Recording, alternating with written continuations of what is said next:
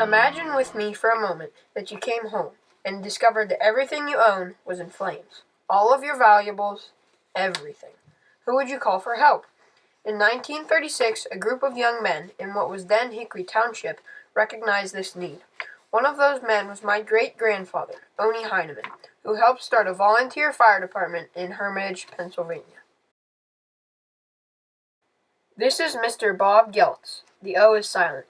Mr. Geltz served in the Hermitage Fire Department for over 30 years. He has been chief fire marshal and pretty much everything else. He even has a fire station named after him. Mr. Geltz told me how he got started. Something that's typical today with volunteer departments, you learn by you kind of get together a group. In that age bracket, I was only 18, 19, 20 years old. So some of my friends from the old Hickory Township, so it was just a hangout thing, and I'll meet you here, I'll meet you there, and just started hanging around with people like your grandfather and some of the old timers, and in that era, all across the country, the fire departments were kind of the social center of the community. So there was always some activities, and then gradually I ended up being a member. But basically it started by a group of township leaders, well-known individuals that owned land and individuals that were prominent business people in the town. They saw a need in that era. The township at that time was pretty much stable and wasn't growing, and it was basically because of the era of the times. And so these people got together and basically formed it. Actually, it started with a couple meetings in 1936, and then in about 1938 is when they actually got chartered by the state. And at that time, that's the mechanism that you went through, like starting a business. You become incorporated, and so they got incorporated as a nonprofit organization with about 10 or 12 people. And I think Oni was, you have basically the people that file for the charter, that are the officers, and then you have members. So there'd be a time lag there. But he would have been one of the originals. But when I saw the name, I recognized the name right away. The original location: Walgreens, Sherwin-Williams, paint store, and right in between there's a red brick building. Yeah. That was the first fire station. It originally was a wooden garage. There was nothing more than old-fashioned doors, and that was it was a garage, and the fire engine was in there, and it was remodeled over time, and an addition was put on. Now that we go back to the early times, and that kind of ties into with some other things, but I'll tell you about. But it was right across from, at that time, the focal point of the community, and it's been there since day one.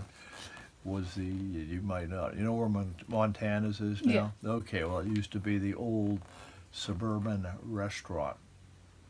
And there was a suburban restaurant, a barber shop. At that time, was a growth area of the city, so we started to hire police officers. And the police officer would work out. That was the first police station in town also. Not only has the location changed, but so has the firefighter. The firefighter today is a little different than the firefighter of years ago. If you joined and you were interested in the fire end, they showed you how to drive the truck, how to start the pump, and squirt water. And if you do those things, you were a firefighter. And that was it. You didn't get into any of the sciences like you do today. It's very technical today, where you didn't have to calculate a bunch of things on how much water's flowing. One reason the training has changed so much is because of the advancements with the fire truck.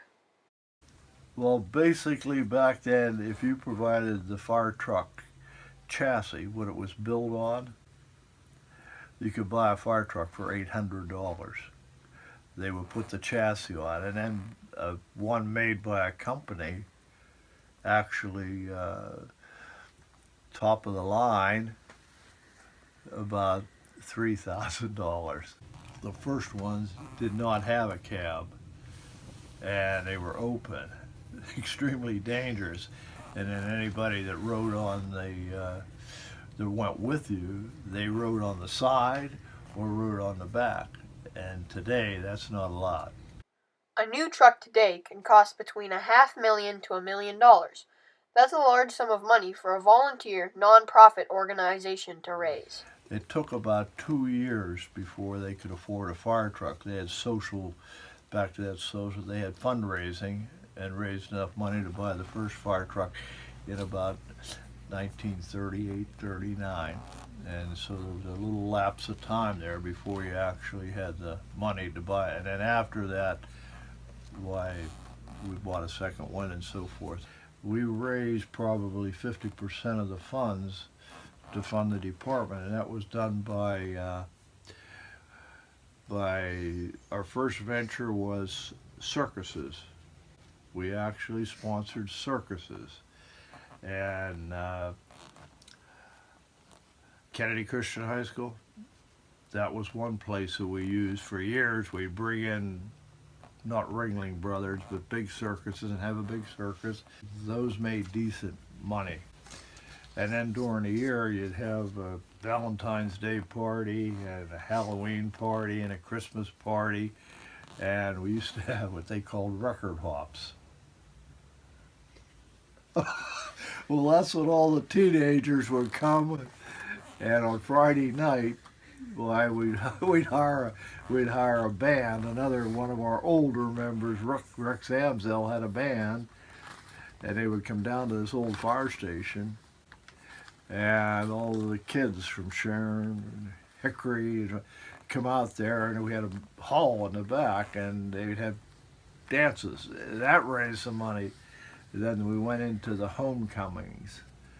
And the homecomings was big parades and amusements and that. And what's amazing is, this is hard to believe, but we did those for about 10 or 12 years to see State Street up by the plaza. It would start down by the Sharon city line and go down to the mall. Anywhere from 10 to 15,000 people watched a parade. And we actually set up bleachers in the Hickory Plaza so they could watch it. Yeah, that's all documented. And then we got into bingo. And today, the department has a steak fry annually, and we serve about 1,000 steaks. And then we solicit everybody in the city annually gets a calendar and a little bag, and we beg for money, and that's our other big one. But that money is used strictly to buy those $1 million fire trucks. The Hermitage Department has acquired a number of trucks, trailers, special vehicles, and other large equipment to protect the community. While the equipment needs have grown, the number of actual firefighters has remained about the same. Between 20 and 30 are active day to day. It wasn't until the 80s when actually the women started to be involved, young ladies, and they started becoming involved in the activities of firefighting. One of the longest serving members, Mr. Geltz, has seen the department change, grow, and dramatically improve. He's also seen some of the worst fires in the history of this city. In Hermitage, the biggest one was where Pat Catan's is now, and that whole plaza one evening. Yeah. One evening, that whole plaza, we stopped at basically where Pat Catan ended, where there used to be a department store in there, but its portion that burned was like a little walk-in mall. There was a theater in there, a bookstore, and other small businesses. One evening, it burned. That building had been remodeled over and over again, and what happened was we didn't have fire codes back then.